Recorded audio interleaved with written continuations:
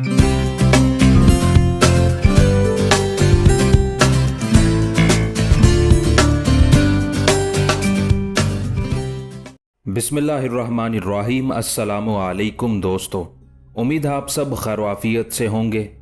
शाह रंगीला part 19। सारे ओबाश भागते हुए जब अस्तबल में दाखिल हुए तो दंग रह गए, इसलिए कि अस्तबल में कुछ घोड़े खड़े हुए थे। उनका साथी उन्हें कहीं दिखाई ना दिया। इतनी देर तक नांद में जब उसके कराहने की आवाज सुनाई दी तो सब परेशान होकर उस लंबी नांद की तरफ भागे जिसमें शहाबुद्दीन उसे डाल गया था। सब भागते हुए नांद के पास आए, पुश्त पर बंधे हुए उसके हाथ और पांव खोले। फिर एक उसे मुखातिब करके कहने लगा, ये तेरे साथ क्या बीती? वो कौन था? लड़की कौन थी? और अब वो किधर कूच कर गया है? वो शख्स अपने बाजू सहलाते हुए कहने लगा, वो आम इंसान नहीं है। मैंने जब उससे लड़की के मुतालिक पूछा तो उसने कहा वो उसकी बीवी है। मैंने फिर पूछा कि अगर ये तुम्हारी बीवी है और तुम इसे कहीं से लेने आए हो तो तुमने सराय में क्यों कयाम किया? इस पर वो उलझ गया। एक ही हाथ से मुझे पेटी में गिरफ्त करके ऊपर उठा लिया और इस नांद में पटक दिया। 2 घूंसे भी मारे जिसकी वजह से मैं उसके सामने बेसुध सा हो गया था। इस पर उनका एक साथी बेपनाह गुस्से का इजहार करते हुए सबको मुखातिब करके कहने लगा, जल्दी करो, उन दोनों का ताकुब करें। वो यूं हमारे साथी को मारकर भाग नहीं सकता। आओ अपने घोड़ों पर सवार हों और उनके ताकुब में निकल खड़े हों। सब ने अपने उस साथी की उस तजवीज से इत्तेफाक किया। जो नांद में गिरा था वो भी संभल गया। उसके बाद जल्दी जल्दी उन्होंने अस्तबल में खड़े घोड़ों पर जीने डाली, उन्हें बाहर निकाला, उन पर सवार हुए और सराय से निकलकर वो शहाबुद्दीन और पार्वती के ताकुब में लग गए थे। गहरी होती रात में शहाबुद्दीन और पार्वती दोनों उस शाहरा पर अपने घोड़ों को सरपट दौड़ा रहे थे जो जोधपुर से भोपाल और वहां से नागपुर और इंदौर के दरमियान से गुजरकर हैदराबाद की तरफ जाती थी। कुछ आगे जाकर अचानक रात की गहरी खामोशी में शहाबुद्दीन बड़ी महवियत से कुछ सुनने की कोशिश करने लगा। शुरू रातों के चांद की वजह से फिजाओं के अंदर मध्यम मध्यम रोशनी थी। शहाबुद्दीन की हालत देखते हुए पार्वती फिक्रमंद हो गई। फिर तशवीशनाक अंदाज में बोल उठी, आप क्या सुनने और जानने की कोशिश कर रहे हैं? पार्वती की आवाज में ताज्जुब था। तुम्हें फिक्रमंद और परेशान होने की जरूरत नहीं है। अपने घोड़े को मेरे साथ साथ सरपट दौड़ाती रहो। मैं अगर अचानक अपने घोड़े पर उल्टा होकर बैठ गया तो परेशानी में वावेला और शोर करना ना शुरू कर देना। पार्वती को ढारस और तसल्ली देने के लिए शहाबुद्दीन ने ये अल्फाज बड़े पुरसकून लहजे में कहे थे। पार्वती और ज्यादा फिक्रमंद और परेशान हो गई थी। कहने लगी, आप साफ साफ क्यों नहीं बताते क्या मामला है? क्या आप अपने लिए कोई खतरा महसूस कर रहे हैं? पार्वती ने अपने घोड़े को किसी कदर शहाबुद्दीन के करीब लाते हुए पूछा था। उस मौके पर शहाबुद्दीन का हाथ अचानक जीन के साथ बंधे हुए तरकश की तरफ चला गया था। पहले तरकश उसने अपनी पीठ पर बांधा, जीन के साथ लटकती हुई कमान भी खोल ली। फिर पार्वती को मुखातिब करके कहने लगा, पार्वती हौसला मत हारना, मैं तुम्हारे साथ हूं। मुझसे गुजरने के बाद ही कोई तुम्हारी तरफ बढ़ेगा। बात यह है कि हमारा ताकुब किया जा रहा है। मैं ताकुब करने वालों के घोड़ों की टापों की धमक सुन सकता हूं। अब क्या होगा? वो तो तादाद में काफी होंगे। इन वीरान राहों में हम किसी को अपनी मदद के लिए भी नहीं पुकार सकते। रोती हुई आवाज में पार्वती ने कहा था, किसी को मदद के लिए पुकारने की जरूरत ही नहीं है। सबसे बड़ा मदद करने वाला मेरा अल्लाह है। उसी पर मेरा तकिया और भरोसा है। तुम्हें परेशान और फिक्रमंद होने की जरूरत नहीं है। मैं ताकुब करने वालों से खूब निपटूंगा। पार्वती, तुम न सिर्फ मेरे जिस्म का हिस्सा हो बल्कि मेरी इज्जत, मेरी आबरू हो। मैं तुम्हारी हिफाजत खूब करूंगा। मैं घोड़े पर उल्टा होकर बैठने लगा हूं। तुम परेशान और फिक्रमंद मत होना। मेरा घोड़ा सधाया हुआ है। ये इसी तरह भागता रहेगा जिस तरह पहले भागता रहा है। मैं ताकुब करने वालों को इस कदर नजदीक नहीं आने देना चाहता कि वो पुश्त की तरफ से तीर अंदाजी करने में पहल करें और अपने लिए फवाइद हासिल करने की कोशिश करें। शहाबुद्दीन ने फिर पार्वती को ढारस देते हुए कहा था। शहाबुद्दीन के उन अल्फाज पर पार्वती अपने आप को काफी संभाल चुकी थी। शायद उसने अपने दिल में ये बात बिठा ली थी कि शहाबुद्दीन उसके साथ है, वो अकेली नहीं है। शहाबुद्दीन उसकी हिफाजत का इंतजाम खूब करेगा। उसके साथ ही शहाबुद्दीन घोड़े पर उल्टा हो बैठा था। फिर कमान संभाली। एक बार कमान की मोटी तांत को खींचते हुए उसका जायजा लिया। तरकश से तीर निकालकर चिल्ले पर चढ़ाया। थोड़ी देर तक शिस्त लेता रहा। उसके बाद उसने तीर चला दिया था। उसके बाद यके बाद दीगरे कई तीर निकालकर उसने चला दिए थे। उन तीरों के चलाए जाने के बाद पुष्ट की जानिब से किसी के वावेला करने, कराहने और कुछ के गालियां देने की भी आवाजें सुनाई दी थी। ये कार्रवाई करने के बाद शहाबुद्दीन फिर अपने घोड़े पर सीधा होकर बैठ गया। फिर एड़ लगाते हुए उसने उसकी रफ्तार तेज कर दी थी। उसके साथ साथ पार्वती भी अपने घोड़े को एड़ लगाकर रफ्तार तेज कर चुकी थी। कुछ देर दोनों अपने घोड़ों को दौड़ाते रहे, यहां तक कि शहाबुद्दीन ने मध्यम चांदनी में मुड़कर देखा। आखिर खुशी का इजहार करते हुए और किसी कदर मुस्कुराते हुए पार्वती को मुखातिब करते हुए कहने लगा, पार्वती, इससे पहले जो हमारी पुश्त पर ताकुब करने वालों के हजूले मुझे दिखाई दिए थे वो नहीं है। मेरे ख्याल में उन्होंने हमारा ताकुब तर्क कर दिया है। मेरा यह भी अंदाजा है कि उनके कुछ साथी मेरी तीर अंदाजी की वजह से या तो बुरी तरह जख्मी हो गए हैं या हलाक हो गए होंगे। इसी बिना पर वो ताकुब तर्क करने पर मजबूर हुए होंगे। शहाबुद्दीन के उन अल्फाज पर पार्वती मुतमईन और आसूदा हो गई थी। कुछ देर तक बड़ी तमानियत और मोहब्बत में शहाबुद्दीन की तरफ देखती रही। फिर पहले की तरह वो दोनों शाहरा पर अपने घोड़ों को दौड़ा रहे थे। अगले रोज का सूरज जब तलू हुआ तब पार्वती ने इत्मीनान की खातिर अपनी पुश्त की तरफ देखा तो कोई भी नहीं था। पीछे बिल्कुल वीराना ही वीराना, सकूत ही सकूत था। ये सूरत हाल यकीनन उसके लिए खुशकुन थी। फिर शहाबुद्दीन को मुखातिब करके कहने लगी, आपका अंदाजा दुरुस्त था। मेरे ख्याल में आपने जो तीर अंदाजी की थी उसका खातिर ख्वाह असर हुआ था, जिसकी बिना पर उन्होंने हमारा ताकुब तर्क कर दिया। क्या ऐसा मुमकिन नहीं कि यहाँ कहीं रुक कर थोड़ा सा सुस्ता भी लें और खाना भी खा लें? शहाबुद्दीन भी थकावट महसूस कर रहा था। उसने एक प्यार भरी निगाह पार्वती पर डाली। फिर अपने घोड़े को उसने शाहरा से हटाया, दाएं जानिब के टीले के पास गया। घोड़े को वहां उसने रोका। इतनी देर तक उसके करीब पार्वती भी अपने घोड़े को रोक चुकी थी। जस्त लगाकर शहाबुद्दीन पहले नीचे उतरा, फिर पार्वती को सहारा देकर उसने उसे भी घोड़े से उतारा। अपने घोड़े की जीन के ऊपर पड़ी हुई एक चादर उतारकर उसने जमीन पर बिछाई और कहने लगा, अब यहाँ बैठो, दोनों खाना खाते हैं, सुस्ताते हैं, उसके बाद दोबारा अपने सफर की इब्तिदा करते हैं। शहाबुद्दीन के उन अल्फाज पर पार्वती खुश हो गई थी। इतनी देर तक अपने घोड़े की जीन से बंधी हुई खुरजीन शहाबुद्दीन ने उतारकर चादर पर रख दी थी। पार्वती वहां बैठ गई थी। खुरजीन के अंदर से उसने ज़ादे राह निकाला। बड़े खुशकुन माहौल में पहले दोनों ने खाना खाया, फिर बचा हुआ ज़ादे राह पार्वती ने दोबारा खुरजीन में डालते हुए खुरजीन का मुंह बंद कर दिया था। उसके बाद खुरजीन उठाकर शहाबुद्दीन ने अपने घोड़े की जीन से बांध दी थी। दोबारा वो चादर पर आकर बैठ गया। फिर पार्वती को मुखातिब करके कहने लगा, पार्वती, मैं एक तरफ होकर बैठ जाता हूं। अगर तुम लेट कर आराम करना चाहती हो तो लेट सकती हो। मैं लेट कर नहीं सुस्ताऊंगी, बैठकर आराम करना चाहती हूँ। अगर मैं लेट गई तो मुझे नींद आ जाएगी। इस तरह वक्त जाया होगा और मैं वक्त जाया नहीं करना चाहती। मैं आपके साथ बहुत जल्द अपनी मंजिल पर पहुंचना चाहती हूँ। मोहब्बत भरे अंदाज में शहाबुद्दीन की तरफ देखते हुए पार्वती ने कहा था। कुछ देर तक सुस्ताने के बाद पार्वती उठ खड़ी हुई, शहाबुद्दीन की तरफ देखा, फिर कहने लगी, मेरे ख्याल में अब हमें रवाना हो जाना चाहिए। शहाबुद्दीन उसके उन अल्फाज के साथ ही उठ खड़ा हुआ था, चादर तय करने लगा था। इतनी देर तक पार्वती उछल कूद करके कभी अपनी टांगे दाएं बाएं हिलाने लगी, कभी बाजुओं को इधर उधर हरकत देने लगी थी। उसकी तरफ देखते हुए शहाबुद्दीन मुस्कुरा रहा था। चादर तय करके शहाबुद्दीन ने अपनी जीन पर डाल दी थी। इतनी देर तक पार्वती भी उसके करीब आ गई। पहले की तरह पार्वती को सहारा देकर उसने उसके घोड़े पर बिठाया, फिर खुद भी अपने घोड़े पर बैठा और दोनों शाहरा पर आए और पहले की तरह घोड़ों को एड़ लगाकर वो उन्हें भगाने लगे थे। उन्होंने थोड़ा सा ही फासला तय किया होगा कि दोनों चौंक उठे। जरा आगे चार सवार उनकी राह रोके खड़े थे। वो ताकुब करने वाले ही थे और कोई मुख्तसर सा रास्ता इख्तियार करते हुए उनके सामने आ गए थे। पार्वती कुछ देर तक बड़े तशवीशनाक अंदाज में राह रोकने वालों की तरफ देखती रही। उसका रंग हल्दी हो गया था, चेहरे पर खौफ और तफक्कुरात की लहरें रक्स करने लगी थी। घोड़े की रफ्तार उसने कम कर दी थी।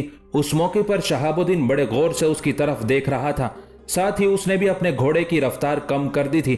फिर पार्वती को मुखातिब करके कहने लगा, पार्वती, ये तुम्हारा रंग हल्दी क्यों हो रहा है?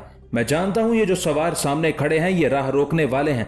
मेरे ख्याल में ये किसी मुख्तसर रास्ते से हमारी राह में आ गए हैं। ये ताकुब करने वाले ही हैं, पर फिक्र करने की क्या जरूरत है? ये सिर्फ चार हैं, इन्हें तो मैं लम्हों के अंदर खंगाल कर रख दूंगा। इन चारों को देखते हुए तुम्हें परेशान और गमजदा होने की कोई जरूरत नहीं। आप किस किस्म की बातें कर रहे हैं? मैं फिक्रमंद और गमजदा ना हूं तो और क्या करूं? वो चार हैं और हम 1.5, एक आप और आधी मैं। हम उनका मुकाबला कैसे कर पाएंगे? इस मौके पर अगर आपको कुछ हो गया तो यूं समझिए कि पार्वती गई। बड़े दुख और परेशानी का इजहार करते हुए पार्वती ने कहा था। शहाबुद्दीन मुस्कुरा दिया। पार्वती का शाना थपथपाया, फिर बोल उठा, पार्वती, किस किस्म की गुफ्तगू कर रही हो तुम? शहाबुद्दीन की साथी हो, उसकी मंगेतर, उसकी मंसूबा हो। हिम्मत से काम लो। तुम कुछ भी ना करना, एक तरफ हटकर खड़ी रहना, फिर देखना मैं इन चारों नामुरादों का इन वीरानों के अंदर क्या हशर नशर करता हूं। शहाबुद्दीन के उन अल्फाज पर पार्वती को कुछ हौसला हुआ। दोनों मजीद आगे बढ़े। उनके सामने जाकर उन्होंने अपने घोड़ों को रोक दिया था। यहां तक कि उन दोनों को मुखातिब करते हुए राह रोकने वालों में से एक बोल उठा था, तुम जिस कदर भागना चाहते थे भाग लिए। तुमने रास्ते में तीरंदाजी करके हमारे कुछ साथियों का खात्मा किया, लिहाजा अब तुम बच ना पाओगे। तुम अकेले हो, तुम्हारे साथ नाजुक सी लड़की है। हम जानते हैं कि इसके साथ तुम्हारा कोई रिश्ता नहीं, तुम इसे भगाकर कहीं ले जा रहे हो, लेकिन हम चारों जब दर्द की गहरी शुआओं, तबाही के बेरोग बगोलों और गम की अंधी यलगार की तरह तुम पर वारिद होंगे, तो इन वीरानों में तुम्हारी लाश पर कोई नोहा करने वाला ना होगा। ये लड़की भी तुम्हें फरामोश कर चुकी होगी। राह रोकने वाला जब खामोश हुआ, तब खोलते लहजे में शहाबुद्दीन ने उन्हें मुखातिब किया, तुम जैसे वहशी बिफरे दरिंदे और अपनी मौत के मुंतजिर गलीज भेड़िए मैंने बहुत देख रखे हैं। मैं सराबों का मुसाफिर हूं, ना ही हवा की सिसकारियों पर उड़ता हुआ कोई बेबस खुश्क पत्ता कि तुम मुझे उड़ाकर रख दोगे, ना ही तुम लोहे और पत्थर के बने हुए हो कि मेरी तलवार तुम पर असर नहीं करेगी।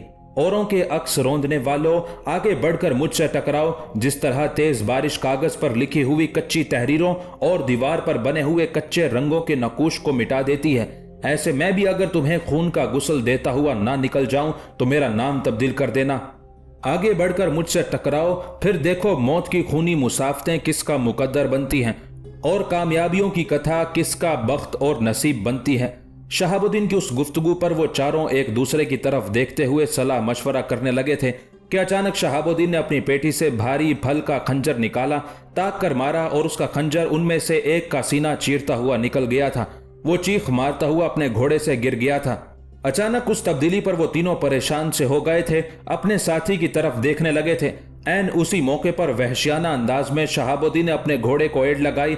घोड़ा हिनहिनाता हुआ आगे बढ़ा। तूफानी अंदाज में शहाबुद्दीन उनमें से एक पर हमलावर हुआ और उसकी गर्दन काट कर रख दी थी। उसके बाद एकदम अपने घोड़े को मोड़ता हुआ वो दोबारा पार्वती के करीब आन खड़ा हुआ था। घोड़े को रोकने के बाद शहाबुद्दीन ने फिर उनकी तरफ देखा और कहने लगा, इससे पहले तुम चारों में से जो धमकी आमेज अंदाज में गुफ्तगू कर रहा था वो तो खत्म हो चुका है। तुम चार थे, दो मौत की गहरी नींद सो चुके हैं, अब तुम दो बाकी हो। तुम में से भी अगर कोई अपने पहले साथी की तरह मेरे साथ धमकी आमेज गुफ्तगू करना चाहता है तो करे, अपने दिल की भड़ास निकाल ले। इसके बाद शायद तुम दोनों में से भी किसी को इस तरह की गुफ्तगू करने का मौका ना मिले। संभल जाओ, मैं तुम पर हमला करने लगा हूं, फिर देखता हूं तुम दोनों मेरे सामने कितनी देर तक अपना दिफा करने में कामयाब रहते हो। उसके साथ ही एक बार फिर शहाबुद्दीन ने अपने घोड़े को एड़ लगाई, तूफानी अंदाज में आगे बढ़ा था। वो दोनों भी संभल गए थे। दाएं बाएं होकर उन्होंने एक साथ शहाबुद्दीन पर अपनी तलवार बरसाई थी। फिर शहाबुद्दीन ने उन दोनों के वार अपनी तलवार पर रोके, फिर एकदम उनके बीच में से जरा आगे निकल गया था। उस मौके पर एक को न जाने क्या सूझी, वो अपने घोड़े का रुख मोड़ते हुए पार्वती की तरफ बढ़ा था। वो शायद पार्वती पर गिरफ्त करते हुए शहाबुद्दीन को अपने सामने बेबस करना चाहता था। ऐन उसी लम्हे शहाबुद्दीन ने अपने घोड़े को मोड़ा था और उन दोनों में से एक को उसने पार्वती की तरफ बढ़ते हुए देख लिया था। वो फौरन अपना हाथ जीन के साथ बंधे हुए नेजे की तरफ ले गया। नेजा उसने फिजा में तोला, ताक कर मारा और पुश्त की जानिब से उसका नेजा पार्वती की तरफ बढ़ने वाले के दिल को चीरता हुआ निकल गया था। बाकी जो एक रह गया था उस पर बौखलाहट और मौत का कर्ब तारी हो गया था। शहाबुद्दीन ने उसे भी ज्यादा मौका ना दिया। नेजा मारकर वो फौरन आखिरी पर हमलावर हुआ। कुछ देर तक उसने शहाबुद्दीन के सामने दिफा किया, फिर वो लरज कांप रहा था। चेहरे पर खौफ और फिक्रमंदी की लहरें थी और उसी खौफ और वहशत में वो शहाबुद्दीन के हमलों को रोक ना सका और शहाबुद्दीन की तलवार उसे भी काटती हुई निकल गई थी। राह रोकने वाले चारों का खात्मा करने के बाद शहाबुद्दीन अपने घोड़े को एड़ लगाकर जब पार्वती के करीब आया तो उसने देखा उस समय पार्वती के चेहरे पर गहरी मुस्कुराहट थी। शहाबुद्दीन ने उसे मुखातिब किया, पार्वती कैसा रहा ये खेल? पार्वती उस मौके पर संजीदा हो गई थी। राह रोकने वालों में से जो उस पर हमलावर होने के लिए आगे बढ़ा था, उसकी वजह से उसने अपनी तलवार बेनियाम कर रखी थी। ढाल भी संभाल ली थी। ढाल उसने अपनी पीठ पर लटका दी, तलवार नियाम में की। एक जस्त लगाकर वो घोड़े से उतरी और फिर शहाबुद्दीन को मुखातिब करते हुए वो संजीदगी से कहने लगी, जरा आप अपने घोड़े से उतरें। उस मौके पर शहाबुद्दीन भी अजीब सी संजीदगी में पार्वती की तरफ देखने लगा था, इसलिए कि उसने जायजा लिया कि पार्वती अचानक मुस्कुराते मुस्कुराते संजीदा हो गई थी। अपने घोड़े से उतरकर उसी संजीदगी में शहाबुद्दीन पार्वती के करीब आया और गौर से उसकी तरफ देखते हुए उसने कहा, क्या बात है, पहले यहां बैठ जाएं। पार्वती ने लम्हा भर के लिए शहाबुद्दीन की तरफ गौर से देखने के बाद जमीन की तरफ अपनी उंगली से इशारा किया। क्या बात है? शहाबुद्दीन के लहजे में संजीदगी थी। क्या आपको मुझ पर एतमाद और भरोसा नहीं है? पार्वती ने भी उस जैसी संजीदगी में कहा था। इस पर शहाबुद्दीन उस जगह बैठ गया जहां पार्वती ने इशारा किया था। पार्वती उसकी पुश्त की तरफ गई, फिर जोरदार अंदाज में वो शहाबुद्दीन के कंधे दबाने लगी थी। उसकी उस हरकत पर शहाबुद्दीन फौरन तड़प कर उठ खड़ा हुआ। उसके चेहरे पर मुस्कुराहट थी। फिर प्यार भरे अंदाज में हल्की सी चपत उसने पार्वती के गाल पर लगाई, फिर कहने लगा, तो क्या सिर्फ इसी मकसद के लिए तुमने मुझे घोड़े से उतारा, यहां बैठने के लिए कहा कि तुम मेरे शाने दबाओ? शहाबुद्दीन को कहते कहते रुक जाना पड़ा, इसलिए कि पार्वती मुस्कुराते हुए बोल उठी थी, आप उठ क्यों गए? इस जगह बैठें जहां से उठे हैं, मैं थोड़ी देर आपको दबाती हूं। जवाब में शहाबुद्दीन ने अपने दाएं हाथ की 5 उंगलियों से पार्वती का सर पकड़कर हिलाया, फिर कहने लगा, तुम किस किस्म की बातें कर रही हो? मैंने कौन सा किला फतह कर लिया, कौन सा बड़ा मार्का मार लिया है जो मैं थक गया हूं और तुम मेरी थकावट का एहसास करते हुए मुझे दबाओगी? ये लम्हा भर का टकराव था जो तुम्हारी आंखों के सामने हुआ और खत्म हो गया। इसमें थकावट की कौन सी बात है? शहाबुद्दीन की उस गुफ्तगू के जवाब में पार्वती मुस्कुरा दी, फिर कहने लगी, शहाबुद्दीन, मैं आपकी जात, आपकी शख्सियत, आपकी रफाकत, आपकी शुजात, आपकी दलेरी, आपके इसार और खलूस पर जितना भी फख्र करूं कम है। मैं समझती हूं कि ये मेरी खुशकिस्मती है कि मुझे आप जैसा जीवन साथी मिल रहा है। इसलिए कि पार्वती अपनी बात मुकम्मल ना कर सकी। आगे बढ़कर मुस्कुराते हुए शहाबुद्दीन ने उसके मुंह पर हाथ रख दिया, साथ ही कह उठा, पार्वती, तुम्हें मेरे लिए ऐसे अल्फाज अदा करने की जरूरत नहीं है। अब हमारे दरमियान एक रिश्ता है, उस रिश्ते के तहत तुम्हारी हर तरह से हिफाजत करना मेरा अव्वलीन फर्ज है। अगर रास्ते में इन्हीं जैसे कुछ और सरफिरों ने हमारी राह रोकी तो फिर क्या होगा? सोचों भरी आवाज में पार्वती ने अपने खदशात का इजहार किया था। शहाबुद्दीन ने आगे बढ़कर पार्वती का शाना थपथपाया और कहने लगा, पार्वती, तुम्हें इस सिलसिले में परेशान और फिक्रमंद होने की जरूरत नहीं है। मेरा दिल कहता है कि खुदावंदे कुद्दूस ने मेरे मुकद्दर में तुम्हारी रफाकत, तुम्हारा साथ लिख रखा है और उसी खुदावंदे कुद्दूस की नुसरत और हिमायत के बलबूते पर हम जोधपुर की हदूद से बाहिफाजत निकलकर अपने महफूज मकाम की तरफ चले जाएंगे। मेरे ख्याल में हम दोनों को यहाँ रुककर वक्त जाया नहीं करना चाहिए। अपने घोड़ों पर बैठें, दोबारा अपने सफर पर रवाना हो। पार्वती ने उससे इत्तेफाक किया, भागती हुई अपने घोड़े की तरफ बढ़ी। शहाबुद्दीन भी उसके साथ था। शहाबुद्दीन उसके घोड़े के करीब जा खड़ा हुआ। मुस्कुराते हुए पार्वती ने एक जस्त लगाई, अपना एक हाथ शहाबुद्दीन के कंधे पर रखा और अपने घोड़े की जीन पर हो बैठी थी। उसे बिठाने के बाद शहाबुद्दीन अपने घोड़े पर हो बैठा। दोनों ने अपने घोड़ों को एड़ लगाई। उस मौके पर पार्वती शहाबुद्दीन की तरफ देखते हुए कहने लगी, शायद आपको खबर हो चुकी होगी कि जोधपुर के राजा अजीत सिंह यानी मेरे बाप ने एक लश्कर के साथ गुजरात पर हमलावर होने की हामी भर ली थी।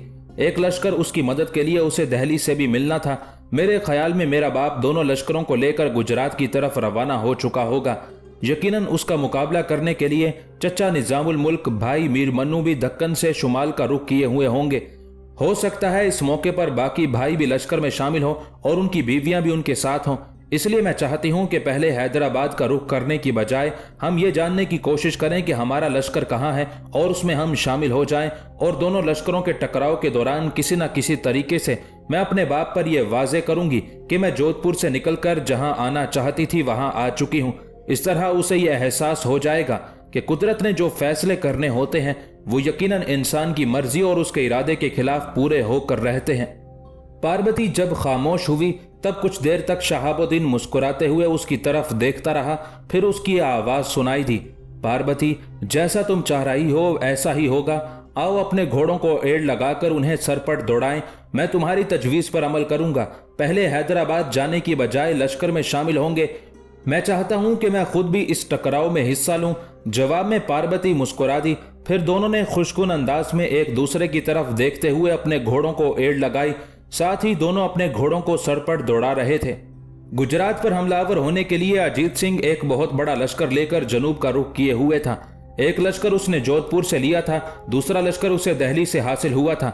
इस तरह उसके पास एक जर्रार लश्कर था और उस लश्कर की कमांदारी करते हुए अजीत सिंह को उम्मीद थी कि वो गुजरात के इलाके को निजामुल मुल्क के कब्जे से निकालने में कामयाब हो जाएगा। अजीत सिंह ये भी उम्मीद लगाए बैठा था कि अगर वो इस मुहिम में कामयाब हो गया तो दिल्ली के बादशाह मोहम्मद शाह की निगाहों में न सिर्फ उसकी इज्जत, उसके वकार में इजाफा होगा, बल्कि यकीनन गुजरात के इलाके को भी उसके तहत कर दिया जाएगा। अजीत सिंह यह इरादा किए हुए था कि गुजरात पर अपनी तरफ से किसी को मुकर्रर करेगा और खुद जोधपुर ही में कयाम किए रखेगा। बस यही इरादा लिए अपने लश्कर के साथ अजीत सिंह बड़ी तेजी से गुजरात की तरफ बढ़ा था। दूसरी तरफ निजामुल मुल्क के मुखबिर भी अजीत सिंह की नकलो हरकत के मुतालिक उसे आगाह करते चले जा रहे थे और वो हैदराबाद से अपने लश्कर के साथ कूच कर चुका था। निजामुल मुल्क मंजिल पर मंजिल मारता हुआ एक रोज गुजरात शहर की हदूद से काफी आगे निकल आया था। शायद वो अजीत सिंह को अपने इलाकों से बाहर ही रोकना चाहता था कि मुतहर्रिक लश्कर के अंदर शहाबुद्दीन और पार्वती दाखिल हुए। लश्कर में उन दोनों की आमद पर एक जबान से दूसरी जबान तक यह खबर निजामुल मुल्क तक जा पहुंची कि शहाबुद्दीन पार्वती को लेकर लश्कर में शामिल हो चुका है। यह खबर मिलते ही निजामुल मुल्क ने लश्कर जहां था वहीं रोक दिया था। शहाबुद्दीन और पार्वती अपने घोड़ों पर सवार लश्कर के अगले हिस्से की तरफ जा रहे थे। सबसे पहले मीर मन्नू की निगाह उन पर पड़ी थी। शहाबुद्दीन को देखते ही मीर मन्नू अपने घोड़े से उतर गया था। करीब आकर शहाबुद्दीन भी अपने घोड़े से उतर गया। पार्वती भी घोड़े से उतर चुकी थी। मीर मन्नू भागकर आगे बढ़ा, शहाबुद्दीन को अपने साथ लिपटाकर उसकी पेशानी चूमी, फिर पार्वती के सर पर शफकत भरा हाथ फेरा।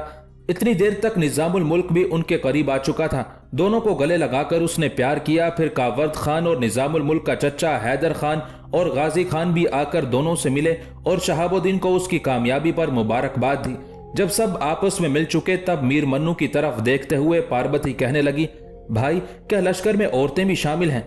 मेरी बहन, लश्कर में औरतें शामिल हैं, लेकिन हमारी औरतें सब शामिल नहीं हैं। यूं जानो लश्कर में मेरी बीवी मुगलानी बेगम है, अरूमा है, बाकी घर के अफराद घर ही में हैं। मीर मन्नू यहीं तक कहने पाया था कि एक तरफ से मुगलानी बेगम और अरूमा दोनों अपने घोड़ों को दौड़ाती हुई आई थी। करीब आकर वो उतरी। बारी बारी इंतहाई पुरजोश अंदाज में दोनों पार्वती से मिली। पार्वती से मिलते वक्त मुगलानी बेगम ने उसका चेहरा, उसके गाल, उसका सर कई बार चूमा, बड़ी शफकत से पेश आई। अरूमा भी बेपनाह खुशी का इजहार करते हुए उससे बगलगीर हुई। उसके बाद मुगलानी बेगम शहाबुद्दीन के पास आई।